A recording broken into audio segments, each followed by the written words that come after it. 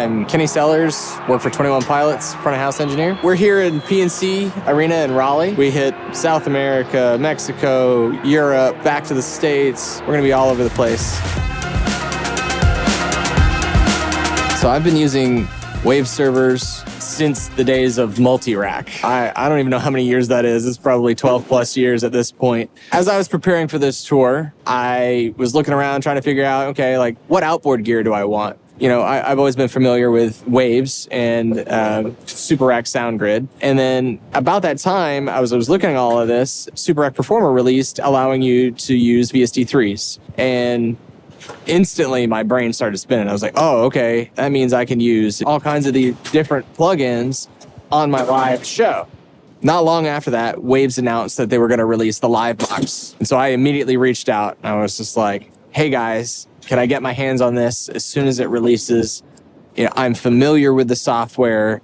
I'm familiar with the hardware. I know it's going to be rugged, redundant power supplies, all the above, and just an ecosystem that I'm used to. The plugins, everything. I'm just like, I've already got it all. It's just adding one more piece to make my life better. The other thing that made a lot of sense to me when looking at the LiveBox was the fact that it has an option for a Dante card built in. Everything we're doing is on Dante. You know, we've got Axient Digital coming out Dante. We've got RMP D8s coming out Dante. We've got the Waves LiveBox coming out Dante. So it all lives on one network. I can get any channel I want directly into it, back out of it, right into my console. Everything just instantly started talking, shows up Dante controller, you patch it wherever you want. It's easy.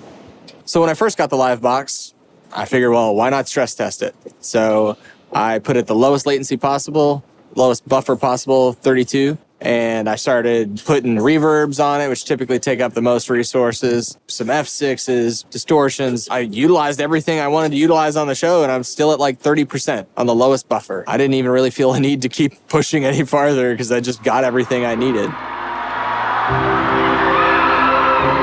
I first started my entrance into Waves 12, 15 years ago, but the very first plugin I bought was a C6. I was like, multi-band compression and a little bit of dynamic EQ. This is awesome. I still use it to this day.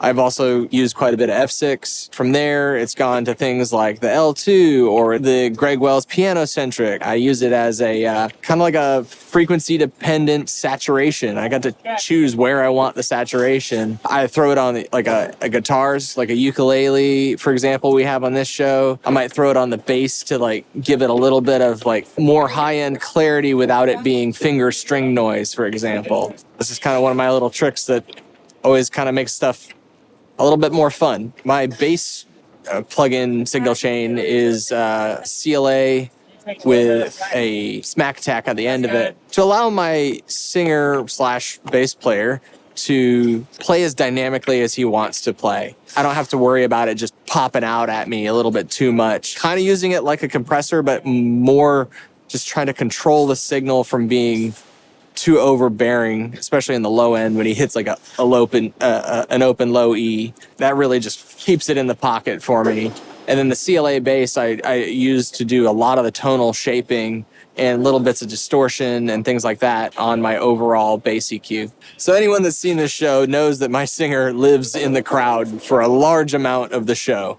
Never thought I would deal with, a singer this much in front of the PA. There's a few songs where he's trying to be intimate and quiet vocally, but in front of the PA. So my go-to for that is the PSC. And what I love about that over, say, some of the other hardware or plug-in emulations of a vocal gate is that I've got the sidechain ability to really dial in like his vocal range and keep it from opening up when a cymbal hits or keeping it from opening up when there's a big kick drum hit.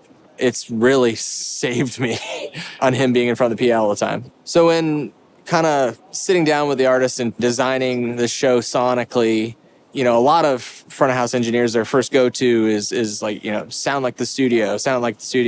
And a lot of artists want that as well. This is not the case here. But then sometimes there's moments where it's really important. This sound is iconic and we need to nail it from exactly what the album is. And that's when the LiveBox came into play for me. Sometimes it's just a specific reverb, or sometimes it's we can use the decapitator. Like, wow, that's really cool. Yeah, the LiveBox has given us the ability to do that. I couldn't ask for anything more. It's really given me everything I needed to pull off a show like 21 Pilots, which if you want to come see it, it's pretty crazy.